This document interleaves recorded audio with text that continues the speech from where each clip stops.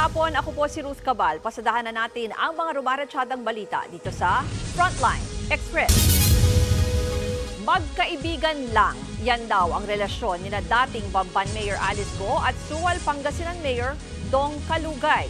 Ayon din mismo kay Kalugay sa pagdinig ng Senado tungkol sa pagdalo niya sa pagdinig tungkol sa mga operasyon ng iligal na pogo. Sa kabila ito ng mga inilabas na litrato ng mga senador kung saan suot ni Kalugay ang campaign shirt ni Go.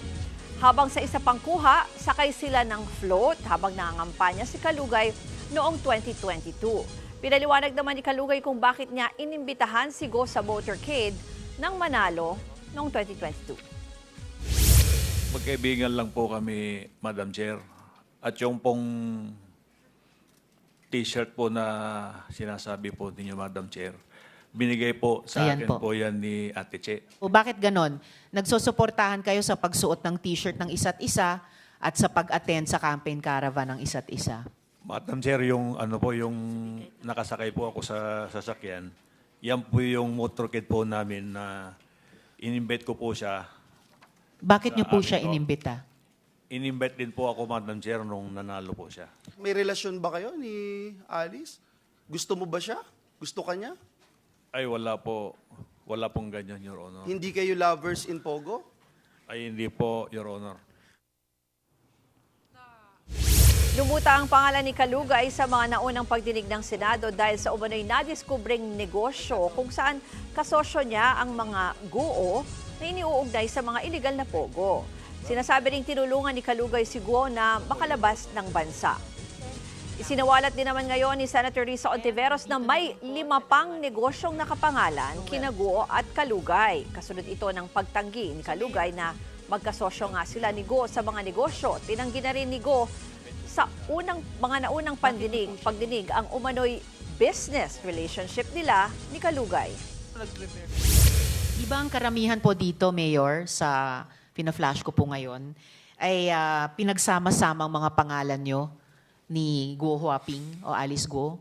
Tingnan nyo po, AC Aqua Farm, D Aqua Farm, Lixel Fish Farm, Dongguo Fish Farm, Guko Aqua Farm.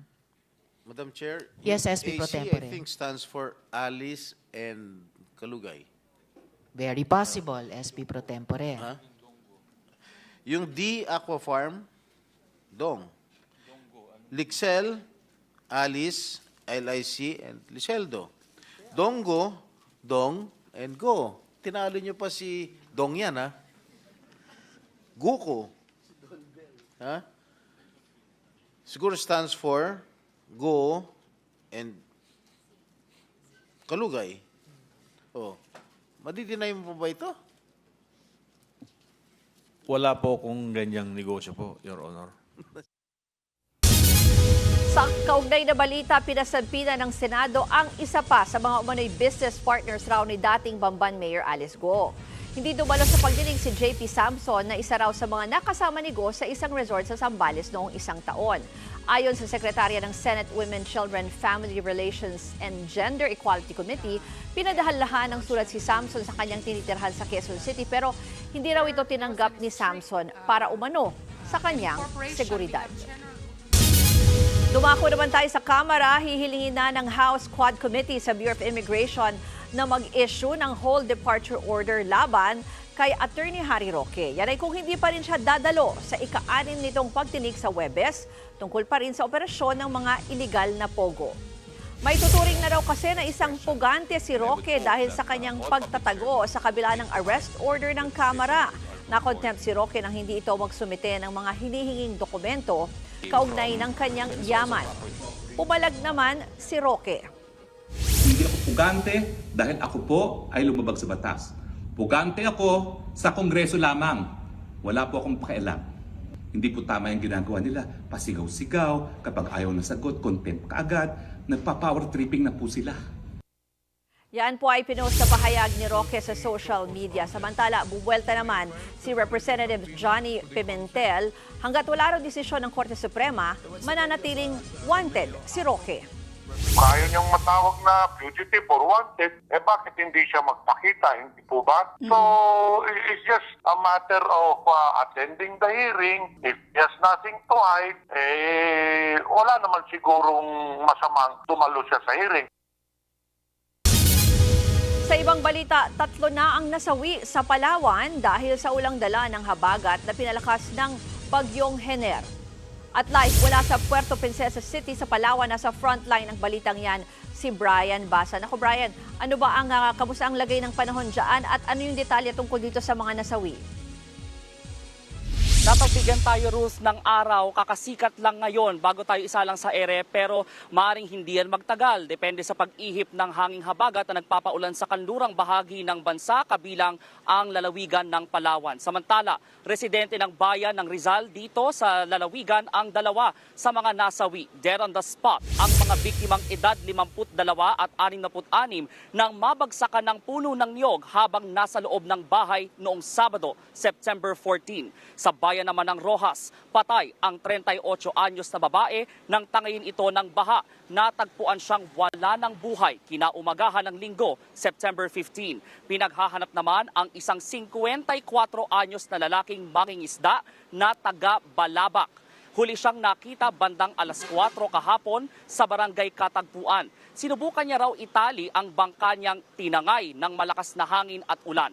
Samantala, halos 1,000 pamilya ang nananatili sa mga evacuation center sa 15 bayan sa buong Palawan. Target ngayon ng PDRRMO na maipadala agad ang ayuda ng lokal na pamahalaan. Binabantayan din kasi ngayon ng LGU ang mga tulay na nanganganib o nanganganib na bumigay sa kasagsagan ng mga pag-ulan. Narito ang pahayag ng Palawan PDRRMO. Nagrarush din kami dahil may ilang mga tulay kami kinukonsider na baka masira. So, bago sila masira, kailangan namin makatawid. Dahil alam niyo naman sa Palawan, isa lang yung aming highway. At andito nga tayo ngayon sa isa sa mga tulay na tinutukoy ng Palawan PDRRMO sa Barangay Concepcion. Hindi raw malayong lumubog ang tulay kung magtuloy-tuloy ang ulan dahil mababa ang estruktura. Tapos, posible pang umapaw ang ilog na dinagdagan pa ng malakas na agos ng tubig galing sa bundok. Patuloy namang binabantayan ng ilang tauhan ng lokal na pamahalaan ang sitwasyon. Ruth. Yun nga Brian, tapos binanggit mo pa na posibleng magtuloy-tuloy yung ulan. Paano yung mga katulad niyan, yung mga tulay na yan, may contingency plan na ba sila halimbawa sa paghahatid ng tulong doon sa mga evacuees kung sakali? 2 ang option, Ruth, ng PDRRMO. Una, pwedeng i-airlift ang ayuda kung talagang wala na silang madaraanan o hindi na sila makadaraan dito sa tulay. Pangalawa, pwede silang humingi ng tulong sa Philippine Coast Guard para ihatid ang ayuda sa mga residente, lalo na yung sa mga tinuro ng PDRRMO na isla na malayo sa o may nakahiwalay sa mainland Palawan. May 1,700 food packs na ihahatid ang tanggapan sa mga apektadong bayan sa Northern Palawan. Bukod pa yan sa 500 food packs na hawak na ng bawat bayan. Balik sa iyo. Maraming salamat at ingat kayo dyan. Brian Basa. Patuloy ang maulang panahon sa bansa dahil sa sabay na epekto ng Bagyong Hener at ng habagat. Huling namata ng bagyo sa ibabaw ng Kibungan, Benguet. Bahagya itong humina sa 45 km per hour na lakas ng hangin at pabugsog hanggang 55 km per hour. Sa ngayon, nakataas pa rin ang signal number 1 sa mga probinsya sa Cagayan Valley at sa Cordillera Provinces. Signal number 1 din sa Ilocos Region at sa mga probinsya ng Zambales, Tarlac, Nueva Ecija at Pampanga. Maganda pa rin po sa malakas na ulan at sa mga nabanggit na lugar. Kasabay pa rin ng bagyo ay ang pag-iral naman ng habagat sa Southern Luzon at sa Visayas. Kaya maghanda po sa heavy to intense rains ang mga taga-Palawan, Occidental Mindoro, Aklan, Antique at Negros Occidental. Moderate rains naman ang nagbabadya sa nalalabing parte ng Mimaropa at Western Visayas, pati na sa Bicol Region at sa western section ng Mindanao. Sa pinakahuling tala ng NDRRMC, umakyat na sa 10 ang nasawi mula September 12 o mula pa sa pananalasa ng bagyong Ferdy hanggang sa ngayon. 11 naman ang sugatan habang may 2 nawawala. Marami pang aabangang balita sa pagbabalik ng Frontline Express.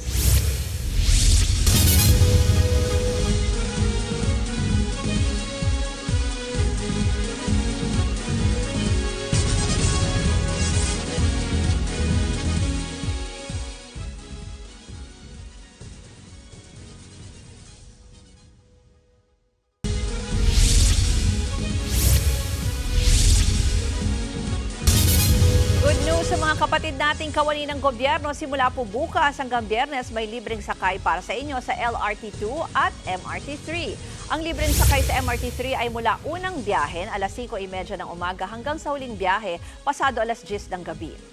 Habang sa LRT Line 2 naman, libre ang sakay mula 7 to 9 a.m. at 5 to 7 p.m. Ang libreng sakay ay bahagi ng pakikisa sa pagdiriwang ng ika-124 na anibersaryo ng Philippine Civil Service. Para i-avail, ipakita lang ang inyong valid government employee ID. Narito naman ang mga balitang dapat yung abangan sa Frontline Pilipinas. Ang iba pang update kasunod ng muling pagharap ni dismissed Mayor Alice Go sa Senado patuloy na ihahatid ng News 5.